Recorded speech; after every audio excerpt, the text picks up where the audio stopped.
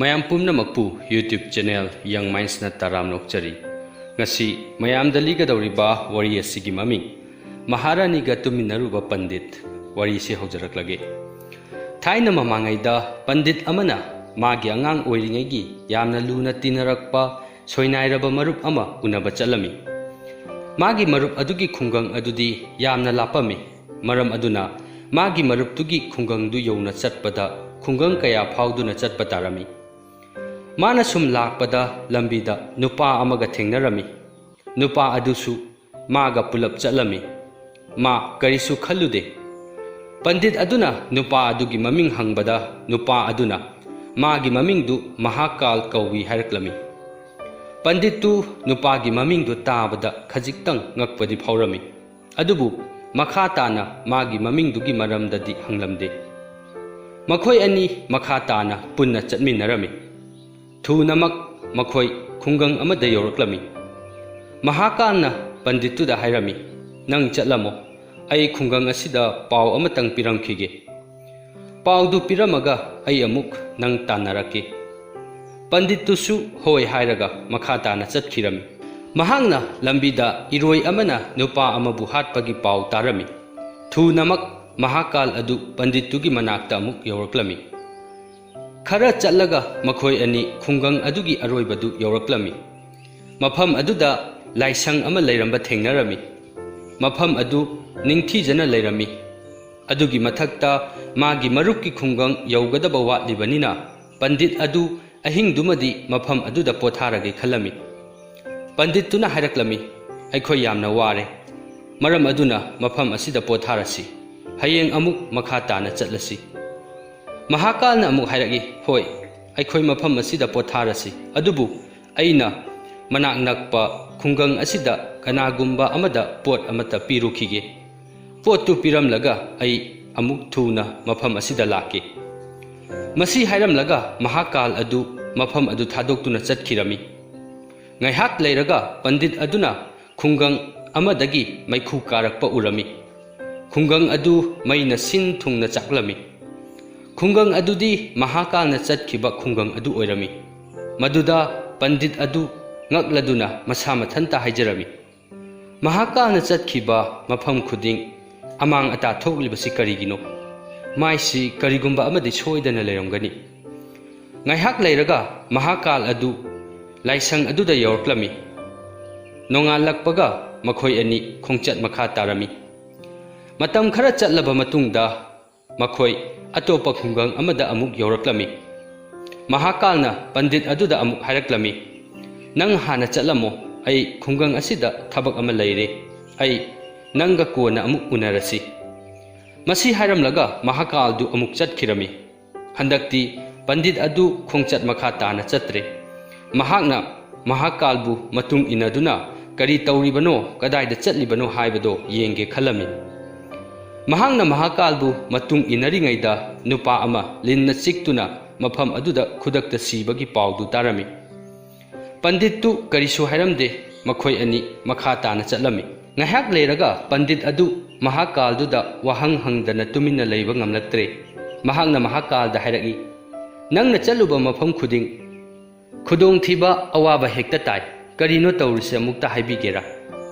Mahakal na khumlagi. Aidi asibagi lai Jomraski manaini. Jomna aibu tharakpani. Mapunsi loiraba mi singbu aina hatpa lakpani. Madu tabada pandit adu khajik ngakwa phawrami. Mana makhata na hanglami. Phare adu oiradi. Mathangda kana sigani hayu. Mahakal na haraklami. Mathang asidi nangna unaba lakliba marup adu sigani. Aduga nangna magi sibagi maram oigani. Madu tabada pandit adu yamna nungairamde. Mana masa mathanta khanjarami. Karigumba Mahakal asina hairibasina chumlabadi aigi marup adu siragani. Madusu aina maram oiraga sigadawriba. Aina magi sinanabagi maram oiba pamde. Maram aduna ai magi khungangda mabu unaba chatpa toklage. Pandit na asumna khallingaida Mahakal na hairagi. Ai nangna khallibado khangi. Adubu nangna nangi marup unaba toklabasu nangi marupki laibak adudi hongba ngamoi. Nangi marup adu soidana siba asi soidrabani. ngaihak mikup kharagi matungda mahak soidana siragani. Mahakalgi wadu tabada pandit adu thawai yamna nungairamde. Mahakna mahakal adu jomgi manaini haiba khanglami. Karisu kanararoi khalladuna mahaki hanagi khungang aduda hallage khanduna mamai leithoklami. Adubu mana mamai hek leithokpaga nupa amana magi manak tamna yamna thuna lakpa urami. Nupa aduna magi manak naksilakpa matamdadi nupa adu mana unage khanduna chatliba magi mamanabadu oirami. Pandit aduna magi mamanabadu yamna wana chokthana urami. Magi mamanaba aduna mabu matam kuina inaduna lakpa malami. Magi marup aduna pandit adugi manak hek yaubaga magi marup adu bom tuna magi manakta sirami. Tauriba matau aduda pandit aduna mahakalda kari matauno haibagi moongda yamna ngakna yenglami. Madu khangladuna mahakalna pandit aduda hairaki. Nangi marup asina nangbu mamangi khungang adudagi inaraklibani. Magi marol thoktaba amadi makhong nama soinaibaduna maram oiraga mana nangi nanakta yaurokpa ngamdabani. Mana nangbu kauba ngamdabani. Mahakna magi masagi araiba sakti sizinaduna nangi nanakta laklibani. Adubu magi masagi pangal loikiduna heart attack tawduna sikibani. Mahakna sikibadu nangna maram oiraga sikibani. Madu tabada mahakal adu jomni haiba khanglaklami. Pandit adu lausing laiba mini kanana su sibabu nanthokpa ngamloi mipung khudingmak poklabadi siba tabani haibadu khanglami. Madunabu mahakna tanjaduda thamoi khudum chanduna leiba ngamlibani. Mahakna langtaknana jomduda hanglami. Ai karam kanda sigani amukta haibigera. Maduda mahakalna hairai. Micham amana magi sibagi matam khangba asi khudong chade maramdi makhoina madu khanglabadi makhoi wana hingi. Adubu nangdi asingba mini. Nangi marup sibada wakhal laitana leiba ngambanina nangi sibagi matamdu khangjabada maduna nangonda awaba pokhangani haiba thajade. Nangdi ngasidagina tha taruk leiraga atopa leibak amagi ningthaugi lam amada thauri yanduna sigani. Aduga angakpa amana nang nasana thauri yanbadu harauna yajagani. Madu hairamlaga mahakal adu pandit adu thadok lamlaga mafam adudagi chatkirami. Pandit adusu magi marupki mathau mangam pangthok lamlaga magi khungang aduda hankirami. Yamna singba khang hairaba mi oirabasu kanagumba amana magi sigadaba matam adu khanglabadi wakhal nungaite sibadagi su nanthoknaba honai. Pandit adu yamna khang haiba mi oirabanina ningthauna mabu masak khangbirami. Ningthaugi asingba manai singna mabu sibadagi nanthoknaba upai pibigani khalami. Maram aduna mahak ningthaugi manakta chatlami. Aduga wari pumbadu ningthaududa lirami. Ningthauduna su magi wari du phamnaiba singda libiduna magi khudong thibadu nanthoknaba pambai thibinaba hairami. Phamnaiba sing aduna su pandit adugidamakta wa khanarami. Pandit adu tha taruki matungda atopa leibak amada siragani hairabanina mahak siroigi hairabadi atopa leibakta chatloidabani haina haibirami. Atopa leibakta chatrabadi mahak sibadagi kanba ngamgani haibirami. Ningthau aduna magidamakta yamna akhannaba thaurang ama lakhatpirami. Mahakpu kanagasu unahanba yahalamde ningthaugi ayaba yaudrabadi. Adubu mahaknadi chatningba mafamda chatpa yahalami. Bandi amagumna thambiramdi. Ningthauna chathok chatsin tawbagi ayaba pirabasu pandit adudi kibadagi magi laifamdudagi mapan thoklamde. Asumna tha taruk adu haukhirami. Pandit aduna sigadaba nongma watlingaida numittu thuna haukhinaba haiduna nganna tumlami. Mahakna tumthakhraba matungda mahak tumna chatpadu hawraklami. Mahakna haugatuna magi kadagi thoktuna konungi sagol sang adu tamna chatlami. Thongakpasing adunasu madi ningthauna akhannana thamba minina mangonda karisu ayetpa pibidre. Sagol sang yauraba matungda sagol sangdagi yamna yangba sagol ama khallaga sagol du thauraga chatkirami. Atopa leibak amada masa gyan tadana yaukhirami. Atopa leibak ki konungdu yaubada konungda leiramliba santri pumnamak tumduna leirami. Maram aduna mana konungduda changlakpada kananasu mangonda athingba pibidre. Pandit adu ningthau maharani na tumliba kaaduda changlami. Aduga maharani na tumliba phamungduda maharani gi nakanda tumlami.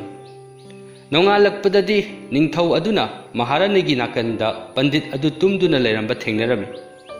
Madu ubada ningthau adu yamna saurami. Pandit adubu pharami. Pandit adusu atopa leibak amada laktuna maharani gi phamungda tumlambadu karamnano haibadu khangjaramde.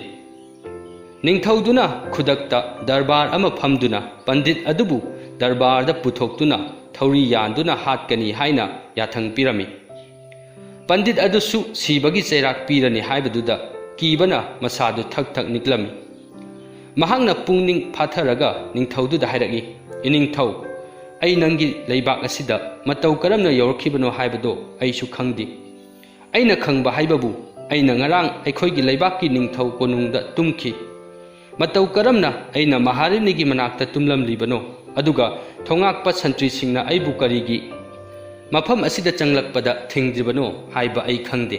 Adubu aina khangba haibabu ai asi ngasi sigadabani. Ai ngasi siba soidrabani. Ningthau aduna ngakna yenglaga hairagi nangdi matau karamna ngasi sigani khanglibano. Pandit aduna wari pumbadu liraga ningthaududa hairagi kanagumba icham chamba mi amana iningthaugi manakta phambabau ngamba nate matau karamna aina maharani gi nakta tumba ngamgadawribano madudi sijarage haibaga manai. Aina atopa leibak amadagi laklaga mafam asida karigi matau asumna siba pamdoino.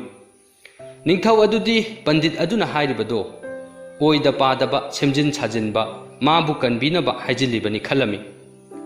Yumlonaba leibakki ningthau adudi magi marup oibana manai masel tharaga pandit aduna hairibadu achumbra aranbra haibadu hangba tharami.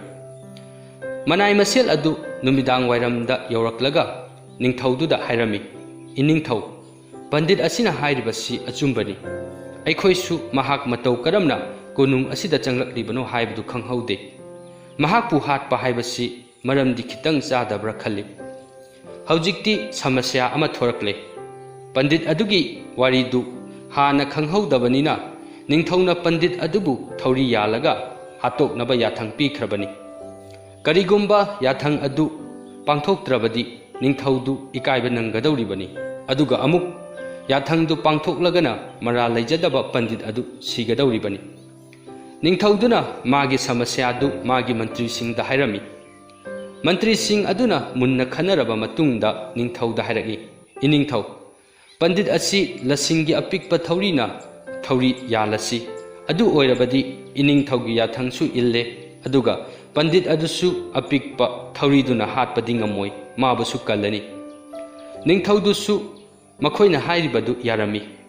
Makhoina hairibadu pangthoknaba yathang pirami. Pandit adusu apikpa lasingi thaurinadi mabu hatpa ngamloi khalami.